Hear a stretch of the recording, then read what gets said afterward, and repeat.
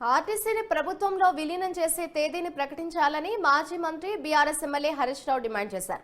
ఈ మేరకు ముఖ్యమంత్రి రేవంత్ రెడ్డికి బహిరంగ లేఖ రాశారు ఆయన. కార్మికులు, ఉద్యోగుల భద్రత, సంస్థ ఆర్థిక పరిస్థితిని దృష్టిలో పెట్టుకుని గత బీఆర్ఎస్ ప్రభుత్వం ఆర్టీసీని ప్రభుత్వంలో విలీనం చేసేందుకు వీలుగా అసెంబ్లీలో బిల్లు ప్రవేశపెట్టిందని లేఖలో పేర్కొన్నారు.